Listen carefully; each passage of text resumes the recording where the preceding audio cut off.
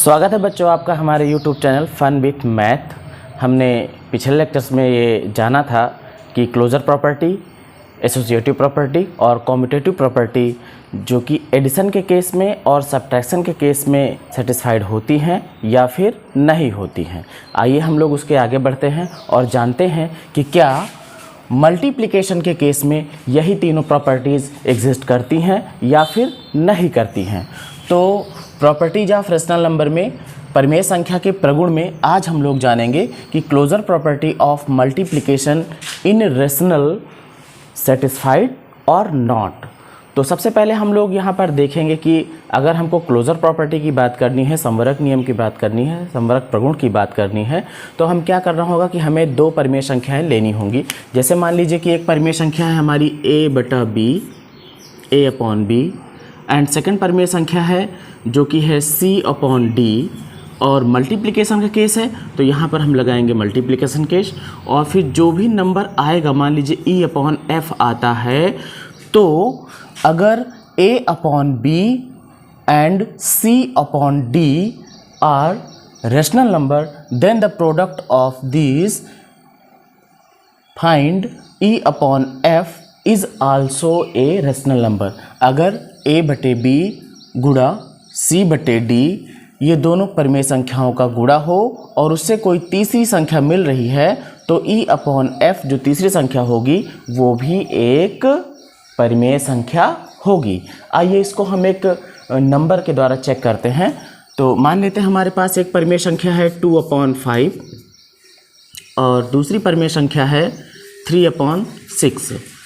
अगर इनका हम प्रोडक्ट करते हैं, गुणा करते हैं, तो हमारे पास मिल जाता है 2 3 जा 6 अपॉन 5 6 जा 30, 2 3 6 और 5 6 30। हम यहाँ पर देख रहे हैं कि पहले हमारे पास परिमेय संख्याएं थी ये दोनों, इन दोनों का गुणा हुआ और गुणा होने के बाद भी हमको एक परिमेय संख्या मिली हुई है। इसका मतलब ये है कि मल्टीप्लिकेशन के केस में क्लोजर प्रॉपर्टी लागू होती है। तो इसे हम चाहे तो और आगे सॉल्व कर सकते हैं। 6 1 जा 6 और 6 5 जा 30 मीन्स ये मिलेगा 1 अपॉन 5। तो हम कह सकते हैं कि मल्टीप्लिकेशन के केस में क्लोजर प्रॉपर्टी सेटिस्फाइड होती है। अब इसके आगे हम लोग देखते हैं कि अगली जो प्रॉपर्टी है कॉम्यूटेटिव प्रॉपर्टी, क्या वो मल्टीप्लिकेशन के केस में सेटिस्फाइड होती है या फिर नहीं होती है। तो सेकंड है हमारा कॉम्यूटेटिव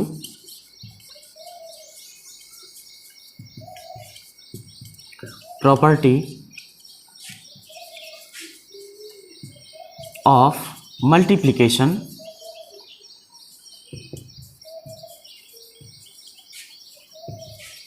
इन रेशनल नंबर। तो कॉम्यूटेटिव प्रॉपर्टी में क्या होता है, इसको हम ये भी कहते हैं कि क्रम विनिमय नियम या फिर क्रम विनिमय प्रगुण। तो इसमें क्या होता है, क्रम को हम उलट देते हैं और उलटने के बाद भी क्या हमारी वैल्यू पर कोई फ़र्क पड़ता है या फिर वैल्यू हमारी सेम रहती है। अगर हमारी वैल्यू सेम रहती है तो इसका मतलब ये है कि commutative property of multiplication in rational number satisfied neither not. तो आइए देखते हैं। मान लीजिए हमारे पास कोई परिमेय संख्या रही होगी a अपॉन b और इसका प्रोडक्ट होता है c अपॉन d से, तो क्या ये इक्वल होगा c upon d product of a upon b के।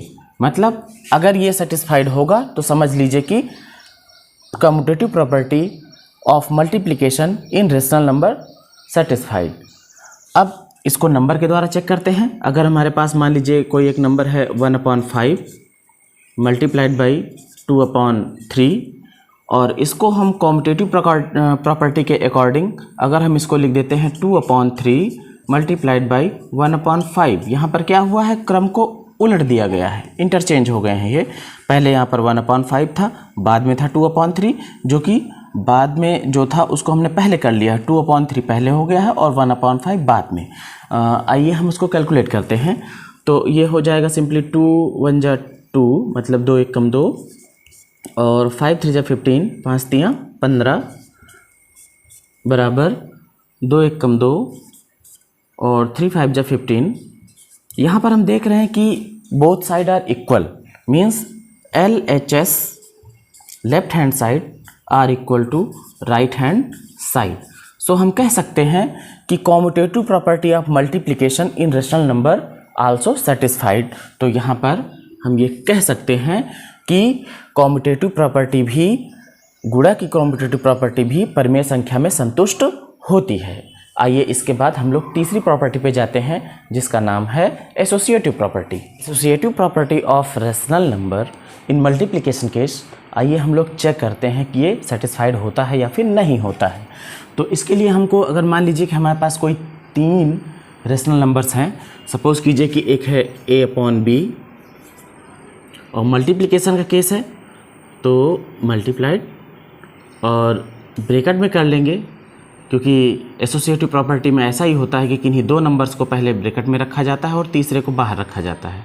फिर उसके बाद क्या करते हैं, जिसको बाहर रखा गया है उसको किसी एक के साथ ब्रैकेट में कर लेते हैं और जो अंदर था उसमें से एक को बाहर कर देते हैं। मान लीजिए दूसरी परिमेय संख्या है हमारी C/D और इसका भी मल्टीप्लिकेशन होता है, और तीसरी परिमेय संख्या है E/F। तो क्या ये बराबर हो जाता है? अब की बार हम क्या करेंगे, A/B को ब्रैकेट के अंदर रखेंगे, तो A/B मल्टीप्लाइड C/D और पूरे का मल्टीप्लाइड फिर E/F से। अगर ये सेटिस्फाइड होता है तब तो समझ लीजिए कि associative property of multiplication in rational number satisfied, neither not. आइए हम इसको चेक करते हैं नंबर्स के द्वारा। तो मान लीजिए हमारे पास एक नंबर है 1/2 मल्टीप्लाइड 2/3 मल्टीप्लाइड 3/4, और इसको हम क्या करेंगे, इसके हिसाब से A/B जो है यहाँ पर वो अब ब्रैकेट के अंदर होगा, मीन्स 1/2 मल्टीप्लाइड 2/3 ब्रैकेट क्लोज और ब्रैकेट के बाहर होगा 3/4।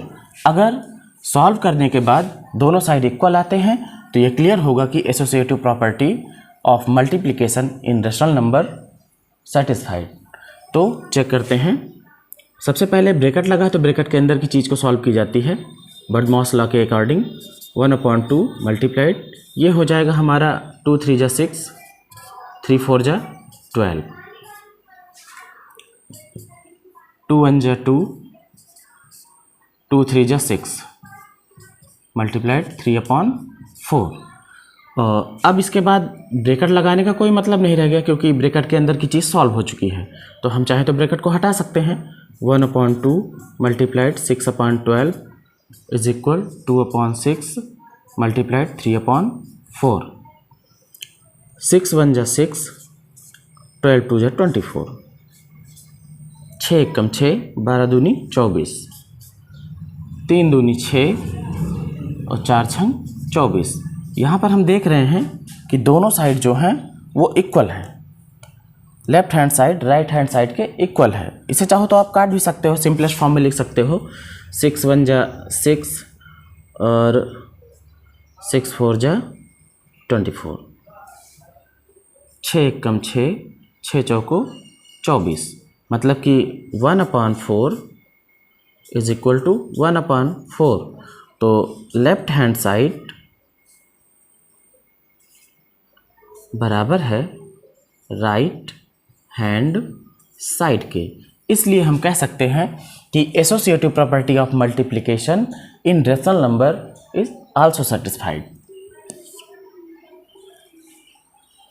अब आगे हम लोग चेक करेंगे इसके बाद नेक्स्ट प्रॉपर्टीज।